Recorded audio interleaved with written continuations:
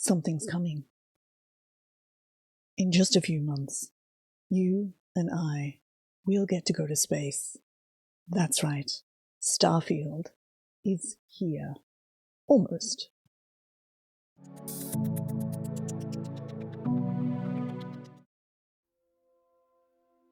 Hello, it's Icy. That's right, very soon, in 3 months, pretty much, we're going to get to fly out into space and experience the worlds of Starfield. Starfield is the new IP from Bethesda Softworks, where they take us out into the galaxy and say, off you go, find out what's there. And I really am so excited to go out and experience the wonder of space. I love me some space media. Really is something that I grew up reading, watching. Just the sheer existential joy of the thought of being on an alien planet, on an alien surface, looking up at a planet, a moon, a stars, the rings, and just being somewhere entirely outside of my experience is something that I just would love to happen for real, which is a couple of 100 years too early, really, so we're going to have to make do with Starfield. During the presentation, there were things I noticed, things I want to comment on, things I found fascinating, and just a few concerns, and I'll be interested to see how the game does with those. So, let's take a moment and talk about them. So I think one of the influences that people will really come across is, of course, Star Wars. The devs have described the game as based around the idea of NASA punk. So taking the technology of today, aging it up by a couple of 100 years, including all of the dirt and the bumps, as well as some development as well, and fusing the two together. And I think that's quite strong. But if you, for example, look at the interiors of some of the spaceships, there's a really strong Star Wars vibe going on as well. So the interior of your first spaceship, I'm getting such Millennium Falcon vibes off that, and I'm sure everybody else is as well. The other big, strong input is, of course, Star Trek. Not as strongly, perhaps, but the New Atlantis city feels to me very much closer to a Star Trek vibe. Clean lines. Humanity has kind of maybe got their act into gear somewhat, hopefully. Which is great.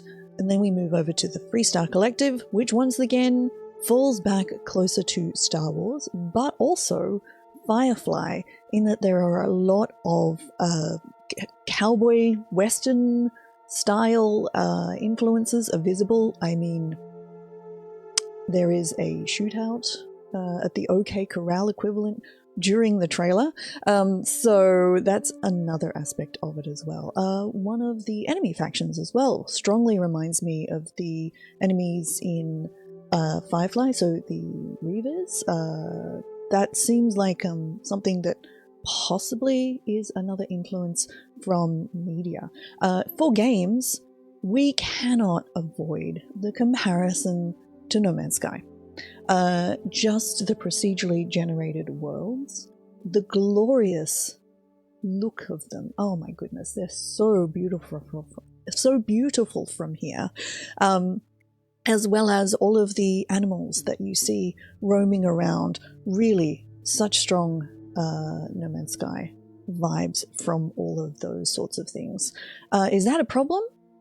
I mean, I loved the look of No Man's Sky, so no, that's okay with me, but it is a comparison that's going to be made, obviously.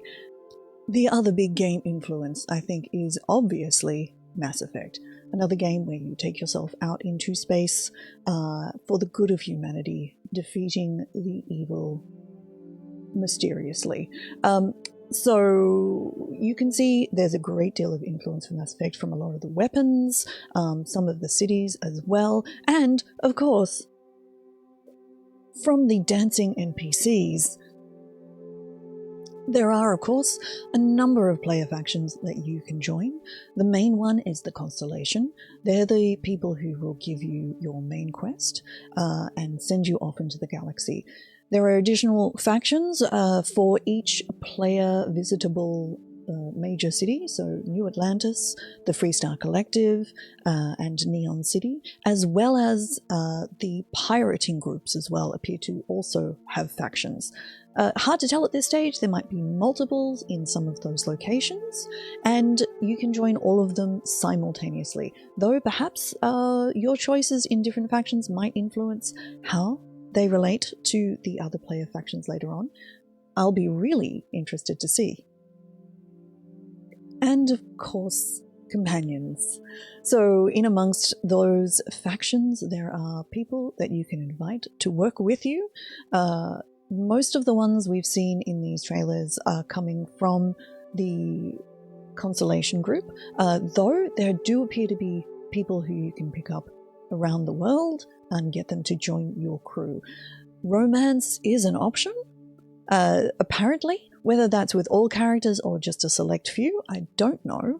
And not only are there companions, there are also crewmates who you can actually hire to work on your ship or work in your base, and they will take care of things and they bring their own advantages. So you can actually hire and fire and pick up friends along the way so that the expenses of space don't feel as lonely. This is a Bethesda game, so of course character creation is key. You can create all sorts of things. They've put in a lot of work into the character creation. With all sorts of sliders, you start from a number of body types and face types, and then you modify them as you like. It certainly looks really, really detailed. And additionally, all of the NPCs in the game have been built with the same system, so anybody that you see can look as good as your character does as well. Not only can you customize your character, but you can also customize your ship. All of it's modular. There is a ship editing section where you can add items in and out. You can buy new ships. You can steal new ships and have them available to you and your crew. Changes that you make on the outside are reflected on the floor plan on the inside as well. You can improve your engines, your cargo, your speed, your handling, your dogfighting ability. All of these things are modifiable. You can also change the way your ship looks with the color. I'm expecting to see a lot of replicas of ships from other games, other movies. I myself am going to try for a homeworld themed ships, but we'll see what happens. There is a full base building system in Starfield, and it looks amazing, both top-down and walking around inside your house. As I said, you can hire people to work here. You can decorate it on the inside as well by walking around. It looks really fantastic. I'm kind of looking forward just to hanging out in the base and making it look amazing. It looks I'm going to be spending a lot of time picking the perfect planet to set up my base on. Or perhaps the perfect moon? That might be cooler. So a Bethesda game wouldn't be a Bethesda game without combat. And all I want to say about the combat at this stage, before we know too much, is stealth sniper build incoming. I'm really looking forward to this game, but as I said at the front, there are a few small concerns that I have that I'm hoping they've thought about. One is space combat. I suck at dogfighting. It doesn't help that I'm using a keyboard and mouse and not a controller, so I'm really, really hoping that they have a difficulty slider for different aspects of the game. I'm fine with combat being on normal, I guess, really is perfectly fine, but I want a slider that takes the difficulty of space combat all the way back. It's also an important aspect for accessibility for different people playing the game. Some people are better at space combat and maybe want other parts of the game to be easier. So I am hoping very much that they've taken this into account. I think maybe one other thing also that I'm a little concerned about is cowboys in space again. Do we not have slightly fresher ideas? There's a toss-up, right, between bringing in a whole heap of new interesting ideas into a new IP, but then or versus relying on tropes that players already have established in their head. But this one in particular, we're wearing cowboy hats and we've got 6-shooters, I'm just like, really? Neon really does look like many of the other games in media. And I guess I'm alright with it because it's the futuristic thing, but, you know, it's just one of those things. It's like, do we have, show me your own ideas. Don't just show me the other ideas from other media. So I'll be looking forward to seeing what they have that's really and truly Starfield. So one thing I noticed is the user interface. It looks beautiful and crisp and clean when you are out and wandering around, but when they move into the inventory, it's obviously designed for a controller where you are scrolling through a huge list of things. I'm hoping that there are other ways to manage the inventory, because one thing that I don't want in a game where you can collect a million things is to spend a lot of time managing my inventory, especially in something that's slow to use. We'll see. I'm really hoping that that is something they've considered. And my last concern is the price. Oh, 120 Australian dollars. Wow, that is an expensive game. And that's just for the base game. If you want to pre-purchase the digital premium edition, which comes with some skins, but the extra DLC, at least the first DLC, $170. That is really a lot. So much for, you know, AAA games being $90 these days. So if this seems like a bit too much for you, understandably, the other way to experience this game is through the Xbox Game Pass. So it is, hopefully, I think, pretty sure available day one through the Game Pass. So certainly Australian prices of PC Game Pass is $10 a month. There's a lot of months to play it, or if, for example, you're not 100% sure you want to just buy the thing and you'd like to test it out first, $10 is really reasonable. I think the Game Pass, the Xbox-only Game Pass is also $10 a month, and the Ultimate Game Pass, which combines both Xbox and PC, is $15 a month in Australia. Much more reasonable. So think about how you plan to play this. Is this going to be a forever game that you will keep coming back to over the next, 5 to 10 years? Sure, maybe this is a worthwhile investment, but if this is a game where you're planning to play the main quest, maybe do all the side quests, you could do that in, a month or 2 months, and maybe that would be a lot cheaper. And the other thing that I have noticed with the Xbox Game Pass is often then the game, you can buy it for a lower price. It's sort of like a discounted price as well within if you have the Game Pass. Something to think about. So because that is a lot of money for a computer game. I do believe that you should pay devs 100%. But that's maybe you should pay devs like $90. I'm just saying, that's all. So now, if you are playing on PC, the other important thing that you really need to know, and this is good news, this is not bad news, are the specs. The specs are here on the Steam page for PC, and they're really reasonable. I am favorably impressed.